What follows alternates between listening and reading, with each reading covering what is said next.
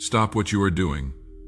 I need you to hear this right now because the window for what I am about to release over your life closes at midnight tonight. Not metaphorically, literally. What has been circling your life for the last 7 days, unable to land, unable to break through the warfare you have been under, is about to touch down. And when it does, everything you thought was permanent is going to shift in a single moment. I am about to tell you something that is going to sound impossible. The reason your life has felt frozen is not because you did something wrong. It is because you did something so right that the enemy had to pause everything around you just to calculate his next move. That moment this week when you chose silence instead of defending yourself. When you walked away from the argument you could have won. When you stopped trying to force the door open and sat down in the waiting room. That was not weakness.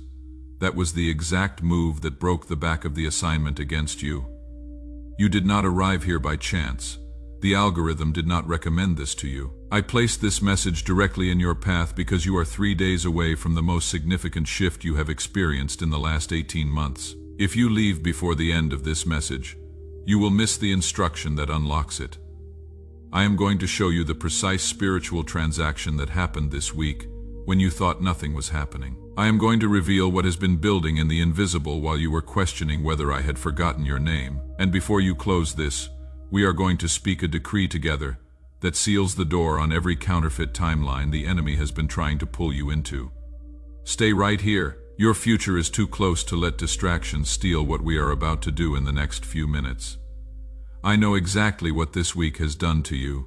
The exhaustion is not just physical. It is the kind of tired that sleep does not fix. You wake up already depleted. You go through the motions, but there is no fuel behind the movement. Maybe it was Tuesday night when you sat in your car in the driveway for 20 minutes before going inside, because you could not face another conversation. Or maybe it was Thursday morning when you opened your eyes and the first thought that came was not gratitude but dread. A quiet voice that whispered, "Is this all there is?" Or maybe you have been fine on the surface, smiling in the meetings, responding to the messages, showing up where you are supposed to show up. But inside there is a room where no one else is allowed, and in that room you have been having a different conversation. One where you are asking questions you cannot say out loud. Questions like, did I miss it? Did I misunderstand what you said to me 3 years ago? Was that actually your voice, or was I just desperate enough to believe it was? The silence has been so loud that it started to feel like an answer, and that answer felt like no. Let me tell you what has actually been happening. The enemy has been running a very specific operation against you this season. He has not been attacking your faith directly. He has been attacking your memory. He has been trying to make you forget who you were before the silence started, before the doors closed, before the people left, before the vision started to feel like a cruel joke. He needs you to forget. Because if you remember who I called you in that moment, if you remember the fire that was in your chest when I first spoke your assignment over you, his entire strategy collapses. Here is what the accuser does not want you to realize. The reason everything has gone quiet is not because I changed my mind. It is because what I am bringing you into next requires a version of you that can handle the weight of it without it crushing you. And that version does not get built in the noise. It gets built in the silence. In the place where there is no applause to validate you, no visible progress to prove you are moving, no external confirmation to tell you that you are on the right path. Just you and me, and the question of whether you trust me enough to stay when every logical reason says to leave. You passed a test this week that you did not even know you were taking. Let me tell you what happened in the realm of the spirit. There was a moment, maybe it was Wednesday, maybe it was earlier, when you were at the absolute edge of your capacity.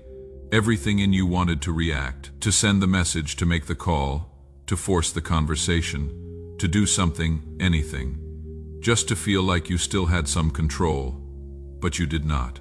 You sat in the discomfort. You let the silence stand. You chose restraint when retaliation was available. And in that moment I signed a document in the heavenly courts that the enemy cannot appeal. It is called a transfer of authority. What he has been holding in his hands for the last 6 months, the influence, the opportunities, the relationships, the resources, it just got reassigned, not to someone else, to you.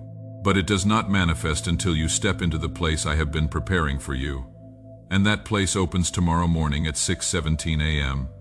I am not speaking in metaphors. Set your alarm. Before we go further, if this is already hitting something deep, there is a resource I had created for people in this exact season. It is called the Identity Reset Guide, and it is going to walk you through everything we are unpacking today in a way you can return to when the doubt tries to creep back in. The link is in the description. You are going to want it for what is coming. Now let me show you what has really been happening while you thought you were standing still.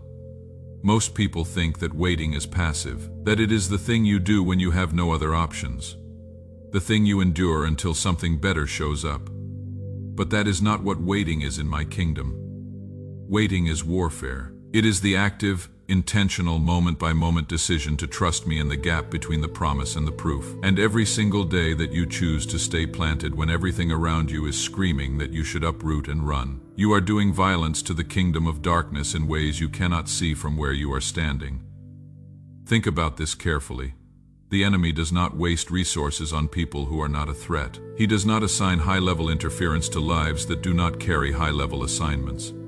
The fact that you have been under this level of sustained attack is not evidence that you are losing. It is evidence that he knows exactly what you are carrying, and he knows that if you ever fully step into it, his access to an entire region of influence gets cut off. That is why he has been working so hard to convince you that the waiting is punishment, that the closed doors mean I am withholding something from you, that the isolation is a sign that you did something to disqualify yourself. Because if he can get you to believe that lie, if he can get you to internalize the idea that you are in a season of discipline, instead of a season of preparation, you will do his job for him. You will sabotage your own destiny before it ever has a chance to fully manifest.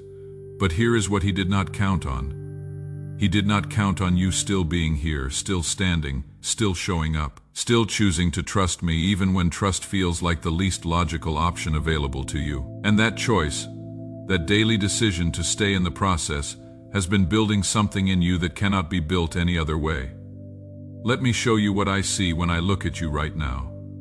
I do not see someone who is stuck. I see someone who is being rooted. I do not see someone who is forgotten. I see someone who is being hidden. Not hidden from me, hidden in me, tucked into a place where the enemy cannot reach you while I do the deep work that this next chapter is going to require. The kind of work that has to happen in the secret place, because if it happened in public, the scrutiny would destroy it before it had a chance to take root. You have been asking me when. When is this going to break open? When is the door going to unlock? When am I going to see the manifestation of what you promised me? And that question is honest. It is human. I am not offended by it. But let me reframe it for you. The question is not when. The question is who. Who are you becoming in the waiting? Because the moment you become the person who can steward what I am about to release, the when takes care of itself. And here is what you need to understand about that. The version of you that can handle what is coming does not get formed in comfort. It gets formed in tension, in the place where your faith is being stretched beyond what feels sustainable, in the moments where you have to choose between what you can see and what I have said. And every time you choose my word over your circumstances, you are laying another brick in the foundation of the life you are about to walk into. There is something I need you to hear about this season. The isolation you have been feeling is not random. I did not forget to send you the people. I intentionally cleared the room because there are some conversations you can only have with me. Some revelations that can only come when there is no other voice in the room to drown me out. And what you have been receiving in the silence is going to be the very thing that authenticates every word you speak on the other side of this. You are not going to be able to tell people how to trust me in the dark if you have never done it yourself. You are not going to be able to lead people through the valley if you have never walked it. You are not going to be able to carry the weight of the anointing I am about to place on your life if you have never learned how to carry the weight of the waiting. And that is what this has been. This has been your training ground. This has been the place where I have been teaching you how to stand when there is no visible reason to keep standing, how to worship when there is no evidence that worship is doing anything, how to believe when belief feels like the most irrational thing you could possibly choose. Every moment you have stayed in this season, every morning you have woken up and chosen to trust me again, every night you have gone to bed without the answer you were looking for, and decided to believe that I am still good. You have been making deposits into an account that is about to pay out in ways that are going to leave you speechless. If you are still with me, leave a comment right now and just type the word ready, because what I am about to say next is going to require you to shift how you see this entire chapter. And I need to know you are locked in before we go there. Here is something most people never understand about the way I work. I do not move on your timeline. I move on my timeline. And my timeline is not about what is convenient for you. It is about what is best for you. There have been things you have been asking me for that I could have given you 2 years ago. The relationship, the promotion, the platform, the breakthrough. I had the ability to release them, but I also had the foresight to see what releasing them prematurely would have done to you. It would have destroyed you. Not because the blessing itself was bad, but because you were not yet the person who could handle the blessing without it becoming a curse. You would have gotten the relationship and lost yourself in it. You would have gotten the promotion and let the title define you. You would have gotten the platform and let the applause replace my presence. And within 18 months, you would have been more broken than you were before the blessing ever showed up. So I did not give you what you asked for when you asked for it. I gave you what you needed. And what you needed was time. Time to be pruned. Time to be stretched. Time to be tested in ways that exposed every weak place in your foundation so I could reinforce it before the weight landed. You thought I was withholding. I was protecting. You thought I was ignoring your prayers. I was answering them in the way that would produce the most lasting fruit. And now, after all the waiting, after all the stripping, after all the seasons where you felt like you were going backward instead of forward, you are finally standing on the foundation that can hold the weight of what I am about to release. The question is no longer whether you are ready. The question is whether you are willing to step into it, even though it is going to require you to leave behind every comfort zone you have built for yourself in the waiting. Let me tell you what is about to happen in the next 72 hours. There is a door that has been locked since March. You know exactly which one I am talking about. You have tried to open it 17 different ways. You have knocked. You have pushed. You have even tried to go around it, and every single time it has stayed shut. But here is what you did not know. That door was never locked to keep you out. It was locked to keep you in the process, to keep you in the preparation, to keep you in the place where I could work on you without you running ahead of me. But the season of that door being closed is over. At exactly 6:17 a.m. tomorrow, I am going to unlock it. Not because the circumstances have changed, not because the people involved have had a change of heart, but because you have become someone who can walk through it without it destroying you. And when you walk through it, you are not going to recognize your life on the other side. The relationships that have felt strained are going to shift in a single conversation. The opportunity that has felt just out of reach is going to land in your lap in the most unexpected way. The provision that you have been hustling and straining to make happen is going to show up from a direction you were not even looking. But here is the part that I need you to hear clearly. The breakthrough is not coming because you figured out the formula. It is not coming because you finally got it right. It is coming because you stayed faithful in the place where there was no reward for faithfulness. You kept showing up when showing up felt pointless. You kept believing when belief felt foolish. You kept trusting when trust felt like the riskiest thing you could do. And that, chosen one, is the currency that moves heaven. Let me tell you something about the people who are watching your life right now. The ones who have been silently observing to see if you are going to make it. Some of them have been rooting for you. Some of them have been waiting for you to fail, but all of them are about to witness something that is going to leave them with no category for what they are seeing. Because what I am about to do in your life is not going to make sense to people who measure success by human metrics.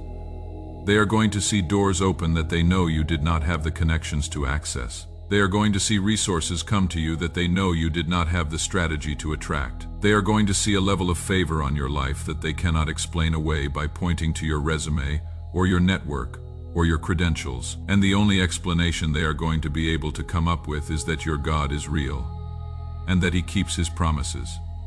That is what this season has been building toward. Not just your personal breakthrough, but a public demonstration of my faithfulness that becomes a weapon of hope in the hands of everyone who has been watching you barely survive and wondering if holding on is worth it. You are about to become living proof that I do not waste the waiting, that the silent seasons are not empty seasons, that the place where it feels like nothing is happening is actually where everything is being set up. Now let me address the thing that is still sitting in the back of your mind. The fear that even if all of this is true, even if the door really does open tomorrow, you are not ready for what is on the other side. You are afraid that you are going to get the opportunity and fumble it, that you are going to step into the room and realize you do not belong there, that the anointing is going to land on your life and the weight of it is going to crush you. Let me tell you what that fear actually is. That is not wisdom. That is not discernment. That is the final play. It is the last card the enemy has left to play. Because if he cannot keep the door closed, he is going to try to keep you from walking through it. He is going to whisper that you are not qualified, that you do not have what it takes, that you should wait a little longer, get a little more prepared, polish the rough edges before you step into the spotlight. But here is what he does not want you to know. I do not call the qualified, I qualify the called, and everything you need to walk through that door has already been deposited into you in the waiting, the wisdom, the humility, the character, the spiritual muscle. It is all there. You just have not had the opportunity to see it activated yet. But when the moment comes, and it is coming tomorrow at 6:17 a.m., you are going to reach inside and pull out things you did not even know you were carrying, because that is what the wilderness does. It does not add to you, it reveals what was already in you. And what has been revealed in you over the last 6 months is a level of resilience, a depth of faith, a quality of character that could not have been developed in any other environment. Moses spent 40 years in the desert before he was ready to lead a nation out of slavery. David spent years running from Saul before he was ready to sit on a throne. Joseph spent years in a prison for a crime he did not commit before he was ready to run an empire. And every single one of them thought the waiting was wasted time, until they stepped into the assignment and realized that the waiting was not the detour. It was the preparation. Think about Joseph for a moment. He had the dream when he was 17. He saw himself ruling. He saw his brothers bowing. He saw the vision clear as day. And then what happened? He got thrown into a pit by the very people the dream was about. He got sold into slavery. He got falsely accused of a crime that could have gotten him executed. He spent years in a prison cell watching other people get released while his name stayed on the roster. Do you think there were nights when Joseph wondered if he had made the whole thing up? If the dream was just the fantasy of a naive kid who did not understand how the world actually works? Do you think there were moments when he questioned whether I had actually spoken to him, or if he had just convinced himself that his ambition was my voice? Of course there were. He was human. But here is what Joseph did that most people do not do. He stayed faithful in the place where faithfulness had no audience. He served Potiphar with excellence even though Potiphar was not his destiny. He served the prison warden with integrity even though the prison was not his assignment. He kept showing up with his best even when no one was watching and no one was rewarding him for it. And that is what qualified him for the palace. Not the dream. The dream gave him the vision, but the pit and the prison gave him the character. And when Pharaoh finally called him up out of that dungeon to interpret a dream that would determine the fate of a nation, Joseph did not show up as the arrogant 17-year-old who thought he had all the answers. He showed up as a 30-year-old man who had been humbled by process, refined by suffering, and taught by the silence that his gift was not about him. It was about the people his gift was meant to serve. That is where you are right now. You are standing at the edge of the very thing you have been waiting for. And the only thing standing between you and it is the decision to believe that you are ready. Not because you feel ready, but because I say you are ready. And my assessment of you carries more weight than your feelings about yourself. So here is what we are going to do right now. I want you to place your hand over your heart. If you are in public, do it anyway. If someone is watching, let them watch.